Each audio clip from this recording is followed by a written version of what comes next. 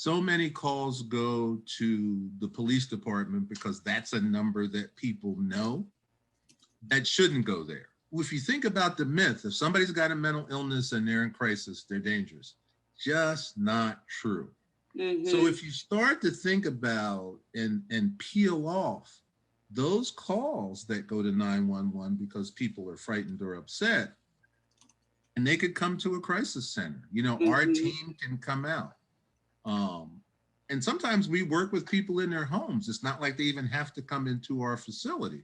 You know, we'll work with them. We can support them and manage them through regular visits. There are lots of things that can be done if you have the resources to do them. I mean, that's the real deal.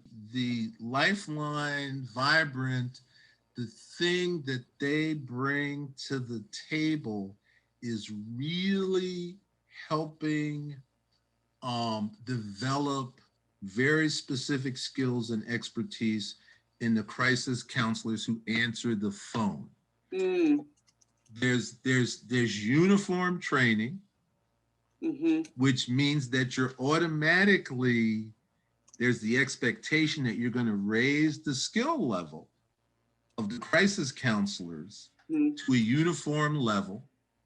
Our hotline director is wonderful in terms of working with people to make sure that we're up to speed.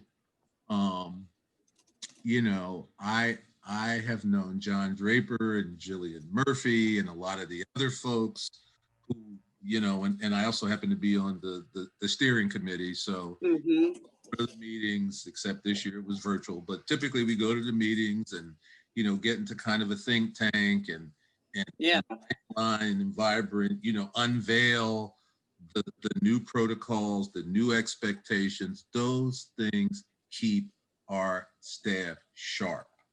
And, you know, I remember in the beginning when I'm like, man, there are all these things they have to do. Wow, okay.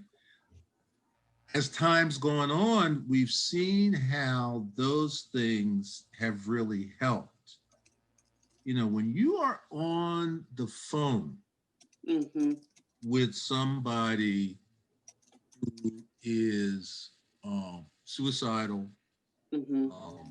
has the means available, is highly lethal, it becomes important to have a skill set that you can rely upon and protocols that require you to do certain things. You know, there's comfort in that.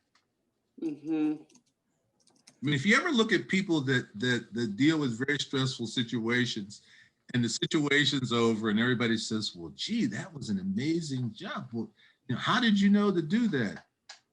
And any person that deals with highly stressful situations typically says the same thing: my training, my training. You know, my experience and training are the things that get me through these situations. So if you think about that in the context of 988, there it is.